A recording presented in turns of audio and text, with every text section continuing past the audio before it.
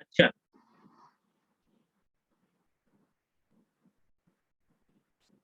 I hope सभी को मेरा स्क्रीन दिखाई दे रहा है।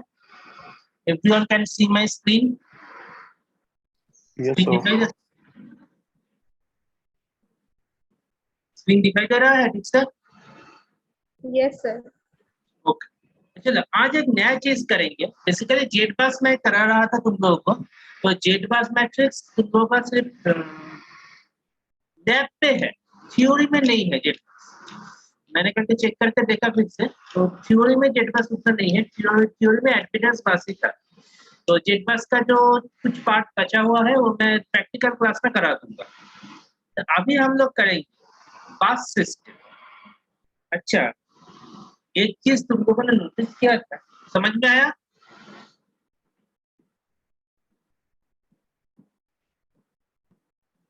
अच्छा, आज हम लोग करेंगे पासेस। पासेस देखो, मैं जब क्लास में करा रहा था तुम लोगों को, जो डायग्राम हम बना रहे थे, इसमें एक नोटिस किए थे बहुत सारे पासेस था। ऐसे जो ये जो डायग्राम मैंने बनाया था तुम लोगों को जेड पास एनालिसिस के टाइम पर, वाई पास एनालिसिस करने के टाइम पर, ऐसे डायग्राम किए थे ना।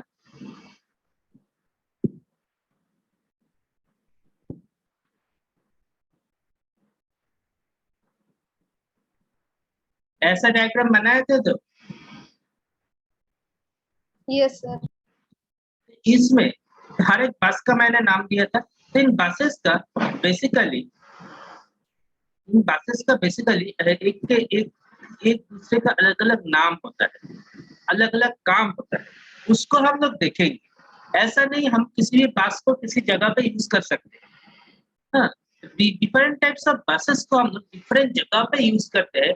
उसके हिसाब से उसका एनालिसिस एंड लोड फ्लो में इसका लोड फ्लो के अंदर उसका एनालिसिस करते हैं।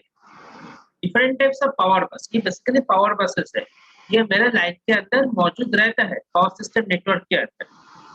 तो इसका अगर क्लासिफिकेशन देखा जाए यहाँ से, तो हम लोग इसको कैसे डिवाइड करते हैं? देखो, ऐसे लिख सकते हैं हम लोग, power system buses.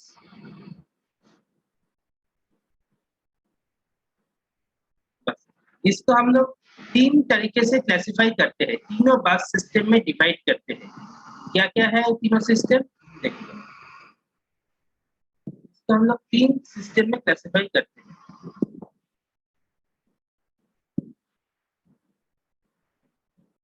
I hope किसी का अगर पता है तो बोल भी सकता है। बोलो तो क्या क्या बस सिस्टम होता है यहाँ पर, पता है किसी को? Load bus, load bus, load bus, load bus. Second होता है, क्या होता स्विंग है? बस, स्विंग एक बस होता है, स्विच को हम लोग ऐसे थर्ड बस में लेंगे, इसका कारण है। सर, स्लैग बस, load bus,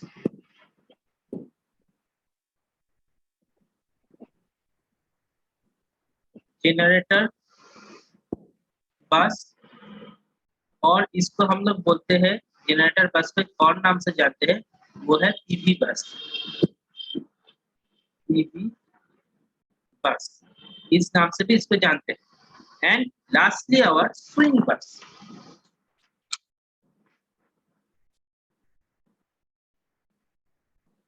lastly our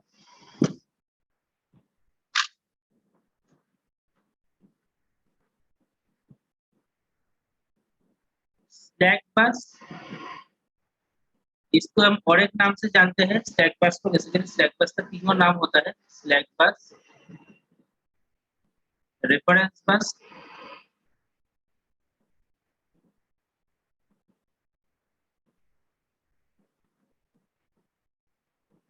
Neeraj तो बहुत कुछ पढ़ लिया।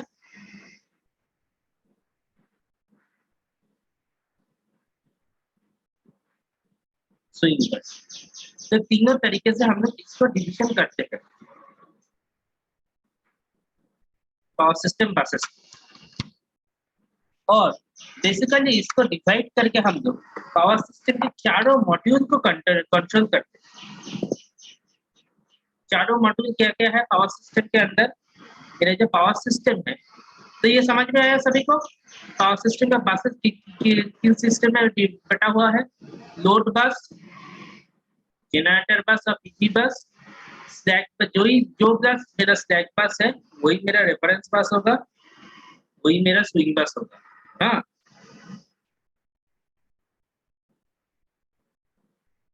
ये याद में रखो। तीनों चारों सिस्टम में ये डिवाइडेड है, तीनों सिस्टम। अच्छा, तो इन आवर पावर सिस्टम देखोगे हम लोग 3 चीज का कंट्रोल करते हैं। क्या क्या? P,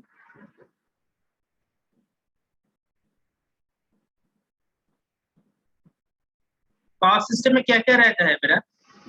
P, Q, magnitude of B and delta, ये चारों चीज रहता है। इन चारों का फुल फॉर्म मालूम है?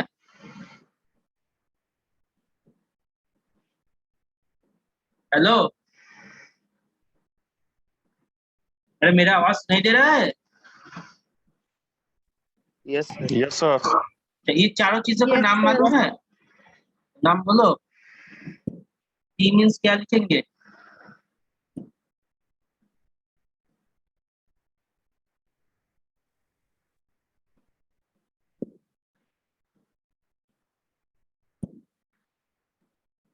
Magnitude of B and delta.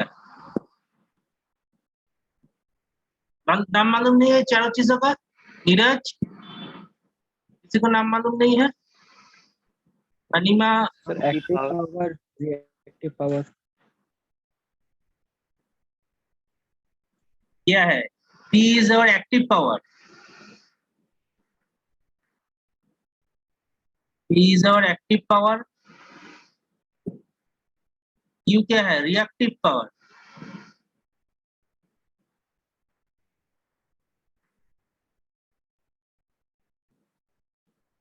V, mode of view is voltage magnitude.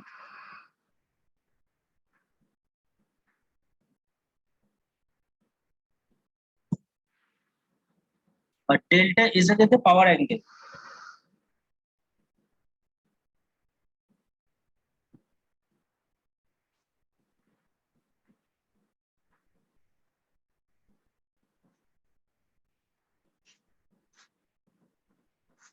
और इस पे बोलो तो कौन कौन किसके ऊपर डिपेंडेंट रहता है? तो ये था मेरा 4 क्वांटिटी पावर सिस्टम का। Active power, reactive power, voltage magnitude and power angle. ये 4 क्वांटिटी है, जहां पर मेरा पावर पी डिपेंड करता है पावर एंगल के ऊपर। पी के साथ पावर एंगल का रिलेशन रहता है, एंड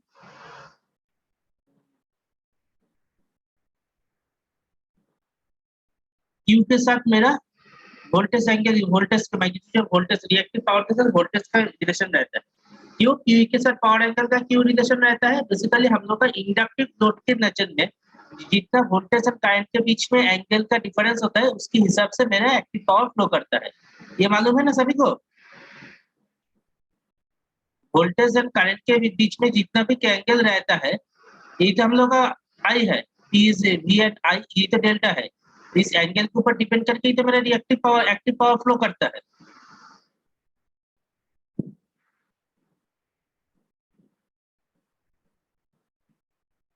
मालूम है ना ये? Yes sir. Yes, sir. अच्छा, सिर्फ नीरज ही अकेला बात करता है, बाकी लोग क्या करते हैं?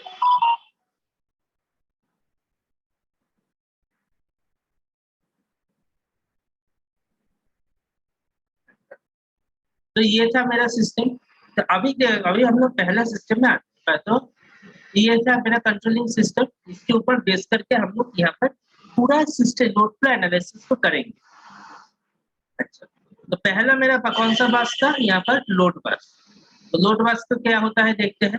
लोड बस क्या है, कौन सा चीज है लोड बस, इसको देखेंगे अभी। लोड बस कौन सा चीज है।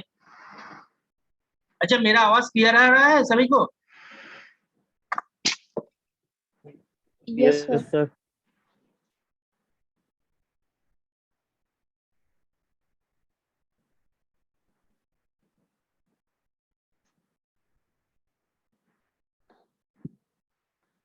ये तुम लोग का एनर्जी खत्म क्यों हो रहा है इतनी जल्दी जल्दी?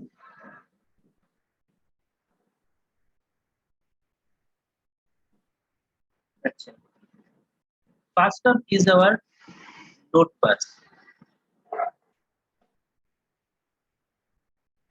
लोड बस, अबे लोड बस में क्या है? लोड बस, लोड बस के केस में अगर देखा जाए, यहाँ पर मेरा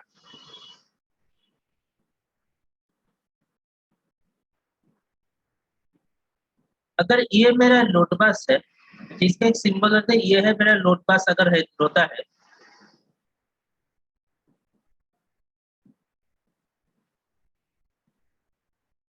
यहाँ पर मेरा ये है मेरा load bus P and Q even रहता है, magnitude of V and delta unknown रहता है।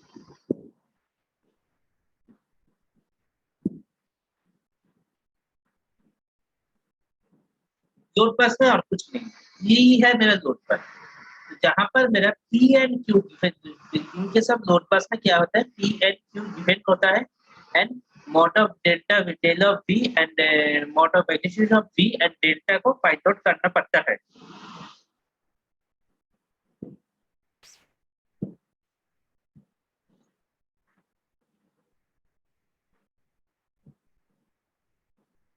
अच्छा,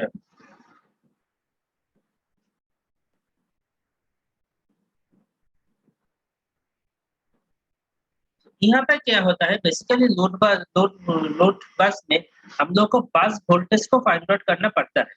यहाँ पर से बेसिकली जो मेरा बस वोल्टेज होता है उसको फाइंड आउट करना होता है। यहाँ पर से बेसिकली क्या करना पड़ता है, हम लोग को फाइंड बस वोल्टेज को यहाँ से फाइंड आउट करना होता है। यहाँ पर से हम लोग को फाइंड बस वोल्टेज वोल्टेज को यहाँ से फाइंड आउट करना पड़ता है, जो कि ना मेरा 5% के ऊपर लिमिट में शो करता है। मतलब मेरा बस वोल्टेज 5% ऊपर नीचे जा सकता है, ये 5% के लिमिट में रह सकता है। 5% मतलब पॉजिटिव प्लस नेगेटिव प्लस। मतलब मेरा अगर बस के अंदर वोल्टेज मेरा अगर 220 वोल्टेज का सिस्टम है, तो इसका जो लिमिट है वो मैं 225 एंड 215 वोल्टेज तक अलाउ कर सकता हूँ। ये पॉसिबल है, बेसिकली प्रैक्टिकल में इतना नहीं होता है। प्रैक्टिकल में अगर इंक्रीज होता है तो 25 से बहुत ज्यादा भी होता है, और जब डाउन होता है तो 15 से बहुत कम भी हो सकता है।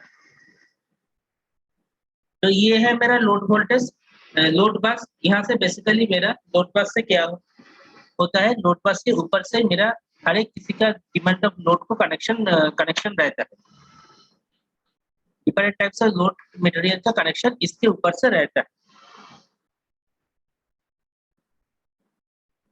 इसको और एक तरीके से समझ सकते हो तुम लोग, ये और एक तरीके से बोल सकते हैं। अगर मेरे पास ये एक पावर सिस्टम है यहाँ पर मेरा P I and Q I given है, तो इन दोनों को भेजने के लिए कितना वोल्टेज मैग्नीट्यूड हमको चाहिए एंड कौन सा एंगल पे मेरे को पावर इसको सेट करना होगा, ये दोनों को फाइंड आउट करना पड़ता है। समझ में आया? तो मेन मुद्दा क्या हुआ यहाँ से, reactive power and active power को भेजने के लिए, रिएक्टिव पावर को इसको देने के लिए, या किसके घर में हम लोग को पावर सप्लाई देने के लिए कितना वोल्टेज रहना होगा, और उसका एंगल कितना होगा, इस दोनों को हम लोग को यहाँ से डिसाइड करना पड़ता है। लोड बस यही है मेरा लोड बस। समझ में आया है या नहीं आया है, बोलो माइक ऑन करके एक बार। आ गया सर। सभी को आया? Yes sir. Yes sir. किसी का कोई दिक्कत है तो बोलना। लोड बस में और कुछ नहीं,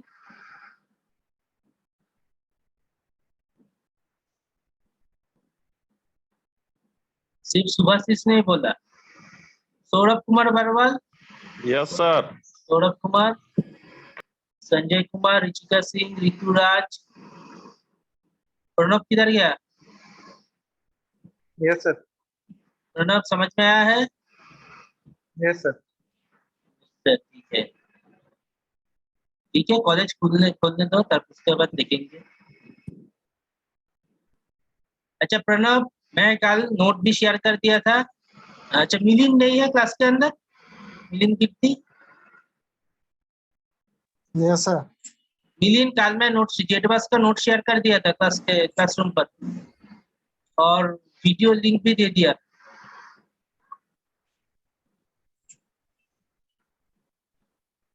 तो ये समझ में आया मेरा लोड बस क्या होता है, कौन सा चीज होता है यस सर, लोड बस? समझ आ गया।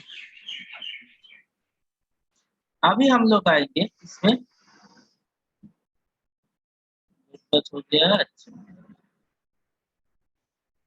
अभी आते हैं, सेकेंड वाला था हम लोग का जनरेटर बस और पीवी बस। अच्छा सब लोग चैट बॉक्स में जरा अपना नाम और रोल नंबर डाल दो।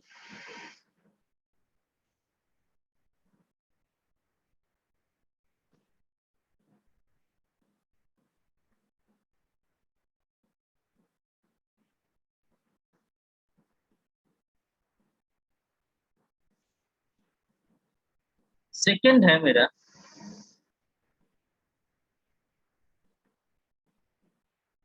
जनरेटर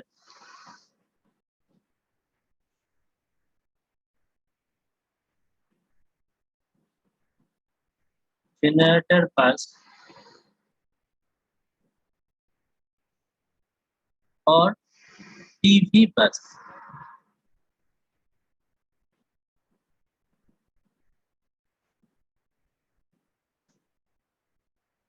तो इसको हम लोग और एक नाम से जनरेटर बस और पीवी बस।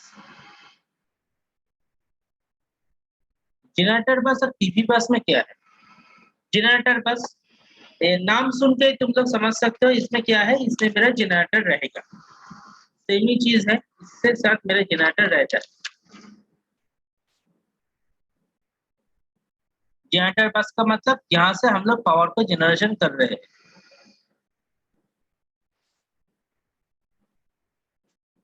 देखो अगर देखा जाए इलेक्ट्रिकल में कुछ चीजें बहुत आसान है, नाम से ही समझ सकते हो तुम लोग। दोनों बस तो नाम से ही समझ पाओगे। लोड बस में क्या होगा, मेरा लोड कनेक्टेड रह सकता ही है। अगर लोड कनेक्टेड नहीं है तो वो बस मेरा लोड बस होगा ही नहीं। और जनरेटर बस में क्या होगा, मेरा जनरेटर कनेक्शन रहना चाहिए ही। ये दोनों बहुत आसान है, क्योंकि थर्ड वाला जो है वहाँ पे थोड़ा टफ हो जाता है।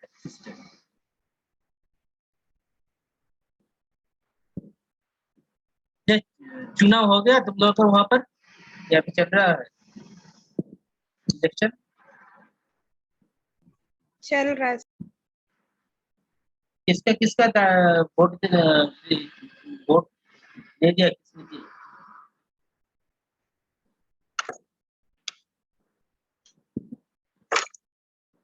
अच्छा तो इसको हम लोग और क्या बोल सकते हैं, जनरेटर बस। इसको हम लोग जनरेटर बस, जनरेटर बस also called voltage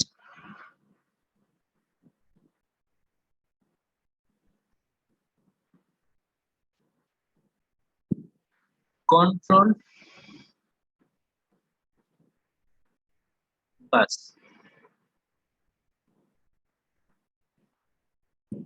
इसको हम लोग क्या बोलेंगे, also called voltage control bus. इसमें फॉर द जनरेटर बस यहाँ पे क्या क्या कांस्टेंट होता है, फॉर द जनरेटर बस पर मेरा ये अगर जनरेटर बस है, जनरेटर बस को हम लोग हमेशा ऐसे रिप्रेजेंट करते हैं, बेसिकली ऐसे रिप्रेजेंट किया जाता है, यहाँ पे जनरेटर लगा हुआ रहता है। यहाँ पर मेरा mode of voltage magnitude and active power constant known है, नोन रहता है, ये बेसिकली नोन रहता है, ये नोन क्वांटिटी है। और delta and reactive power, del मतलब मेरा पावर है, जो एंगल है, पावर फ्लो का जो एंगल है वो एंगल, एंड जो रिएक्टिव पावर है ये दोनों मेरा अननोन रहता है।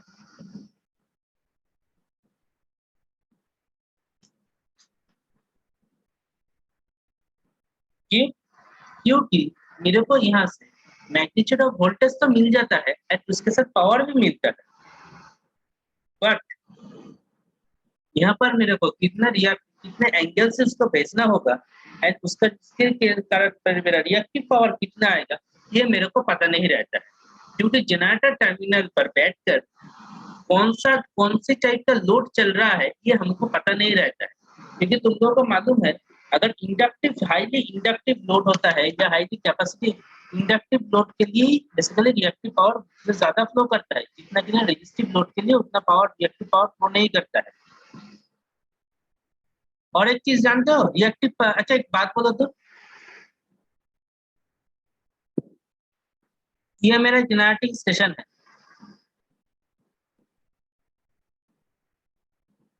जनरेटिंग स्टेशन, यहाँ पर एक बस है, यहाँ पर एक बस, यहाँ पर मेरा लोड है। बोलो तो यहाँ पर रिएक्टिव पावर किस दिशा में जाएगा, एक्टिव पावर किस दिशा में जाएगा? बोलो सब लोग माइक ऑन कर, जिसका मालूम है वो बोलो। Sir active power higher angle to lower angle. कौन सी दिशा चाहिए वो ठीक है, लेकिन कौन सी दिशा में फ्लो करते हैं active power and reactive power? Sir active power sir आपका सोर्स से लोड तक जाएगा। अच्छा, रिएक्टिव पावर लोड से सोर्स से, ये हायर वोल्टेज से लोअर वोल्टेज सर, वो भी। हाँ सही बोला, किसने बोला, नाम बताओ जरा। सर प्रणव। अच्छा पढ़ाई कर रहा है, अच्छा। तो मेरा जो एक्टिव पावर होता है वो मेरा हायर से लोअर तक जनरेटर पावर से लोड की तरफ जाता है, और जो रिएक्टिव पावर है वो मेरा लोड से सोर्स की तरफ वापस आता है। और कहाँ से जाता है मालूम है? वायर के बीच से जाता है बेसिकली रिएक्टिव पावर। हम लोग एसी में पढ़ते हैं ना, जो एसी कंडक्टर, एसी का जो कंडक्टर होता है मेरा क्रॉस सेक्शन वाला, ये तो मेरा एसी कंडक्टर है, एसी ऐसा जो कंडक्टर है ऐसा तो मेरा कंडक्टर रहता है, स्टील रेनफोर्स्ड कंडक्टर ऐसा ही तो रहता है। हाँ, अभी जितना भी एक्टिव पावर है, जो क्या हम लोग क्या पढ़ते हैं, जो एक्टिव पावर होता है वो मतलब हम लोग क्या पढ़ते हैं, एसी लाइन जो का जो पावर होता है वो मेरा स्किन के ऊपर से फ्लो करता है, अंदर नहीं जाता है active power, AC power, AC power ऊपर से ही तो फ्लो करता है कंडक्टर का, कंडक्टर के बीच में जाता है क्या?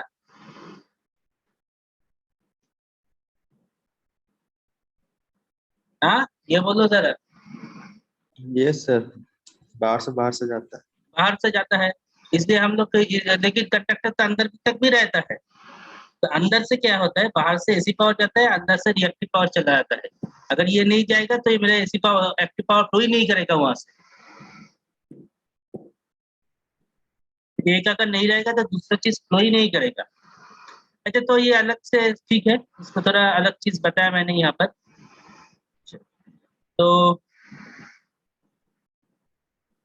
ये मेरा पैटर्न है, जहाँ पर सेकंड लोड जनरेटर पास है, जहाँ पर मेरे को अगर P बस मेरे को मालूम है वोल्टेज मैग्नीट्यूड, एंड P अगर नोन रहता है एक्टिव पावर, जहां से मेरे को reactive power and delta angle को फाइंड आउट करना पड़ता है। क्योंकि देखो अगर इसमें देखा जाए, यहाँ से मेरे जनरेटर से पावर हो रहा है, यहाँ पे मेरा टर्मिनल वोल्टेज मालूम है, पावर मालूम है, जनरेटर का वोल्टेज मालूम है, पावर मालूम है, लेकिन इस लोड के लिए कितना एंगल मेरे को सेट करना है पावर भेजने के लिए एंड यहाँ से कितना रिएक्टिव पावर आएगा ये मेरे को पता नहीं चलता है, इसको फाइंड आउट करना पड़ता है।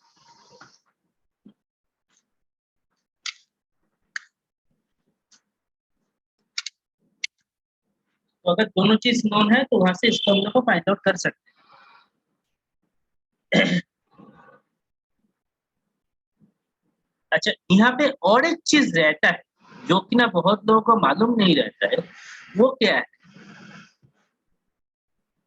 मेरा P गिवन है, इसके साथ एक और चीज गिवन रहता है, क्या बोल सकते हो? वोल्टेज मैग्नीट्यूड गिवन है, पावर गिवन है, इसके साथ रहता है गिवन मेरा, इसके साथ बेसिकली मेरा गिवन रहता है limits of Q, limits of Q, Q मतलब मेरा reactive power is also given, मतलब Q का एक लिमिट ऑफ वैल्यू मेरे को दिया हुआ रहता है। अगर इसको देखा जाए तो इसको हम लोग ऐसे लिखेंगे, Q लिमिट, ये Q मिनिमम से वेरी करता है, Q का वैल्यू, Q का जो वैल्यू होता है Q मिनिमम से greater than of Q maximum तक वेरी करता है।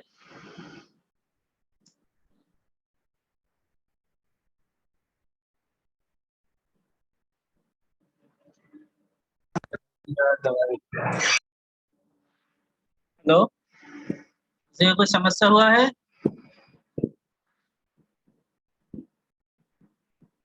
अच्छा प्रणव, जरा अटेंडेंस को शेयर कर देना। Okay sir. अभी 24 स्टूडेंट है, अभी शेयर कर दो, इसके बाद अगर कोई आएगा उसका अटेंडेंस नहीं मिलेगा।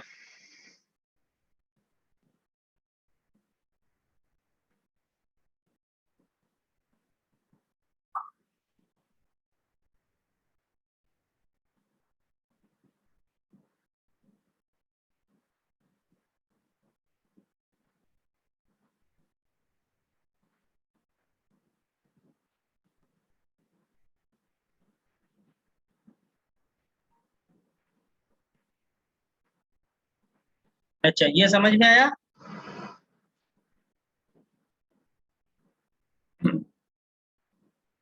तो यहाँ पे देखो क्या हो जाएगा, अगर मेरा,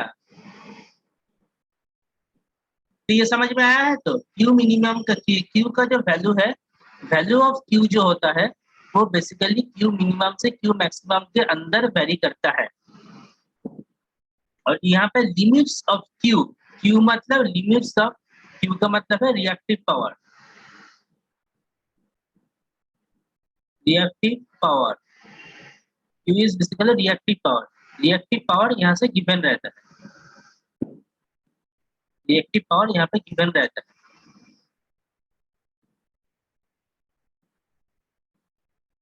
अच्छा, तो यहाँ पर अगर यहाँ पर एक चीज है कि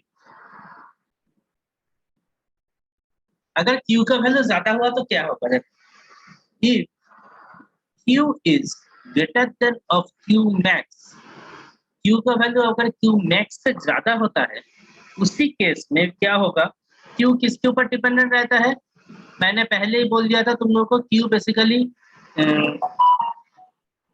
वोल्टेज के ऊपर सर। Q के साथ मेरा वोल्टेज और मैग्नीट्यूड डिपेंड करता है। तो अगर Q मैक्स से ज्यादा होगा तो मेरा वोल्टेज भी V रेटेड से ज्यादा हो जाएगा। तो इस कंडीशन में क्या होगा, अगर वोल्टेज मेरा V रेटेड से ज्यादा होता है for this condition of time being, तो देखोगे तो मेरा इंसुलेशन में फेल हो जाएगा, इंसुलेशन में फेल। क्यों? इंसुलेशन मेरा वोल्टेज के ऊपर डिपेंड करता है, इंसुलेशन मेरा वोल्टेज के ऊपर, रेटेड वोल्टेज के ऊपर डिपेंड करता है, ना ही इंसुलेशन थिकनेस मेरे वोल्टेज के ऊपर डिपेंड करता है। ये मालूम है ना सभी को? वायर का इंसुलेशन वोल्टेज कौन है मेरा इंसुलेशन का वोल्टेज, इंसुलेशन का थिकनेस वोल्टेज के ऊपर डिपेंड करता है। Yes, sir.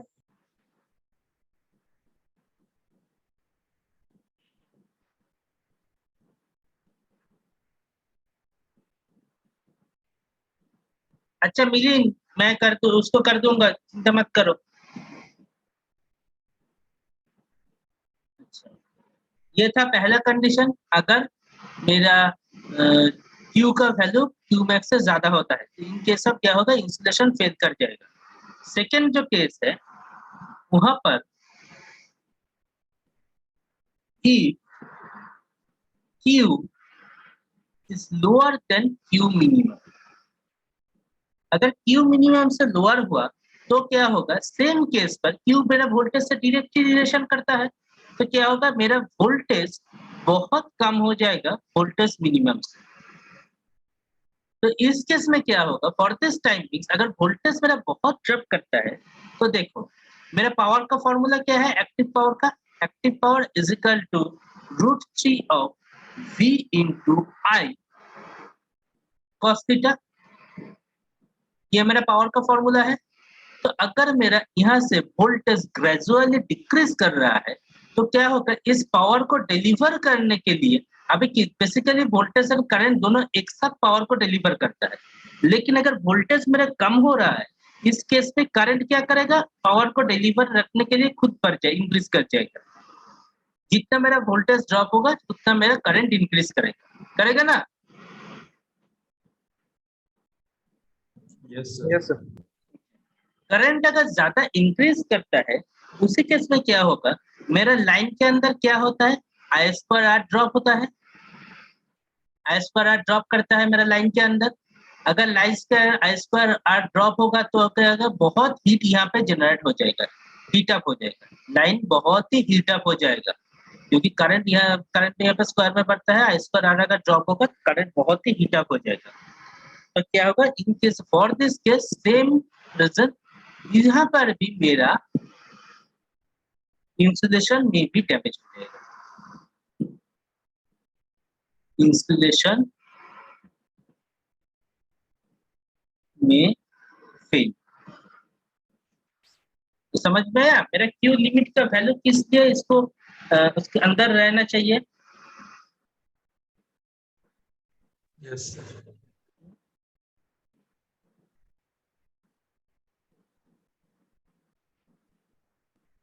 अच्छा, और एक चीज होता है, अगर मेरे को यहाँ से Q का वैल्यू फाइंड आउट हो जाता है, इसको एक बोल देते हैं, अगर यहाँ पर मेरे को if Q is known, अगर तुमको यहाँ पे Q मालूम पड़ जाता है तो क्या करते हैं हम लोग, बेसिकली कैलकुलेशन के बाद अगर देखा जाए कि Q मैक्सिमम का वैल्यू बहुत ज्यादा हो रहा है तो हम लोग उसको ही Q का वैल्यू मानते हैं। तो अगर Q का वैल्यू हम लोग के पास नोन है और P तो ऑलरेडी नोन है था, यहाँ पर P is already known, P is already known, so यहाँ पे क्या होगा, so this bus will act as load bus। देखो समझ में आया, जनरेटर बस में क्या होता है क्या नहीं होता है?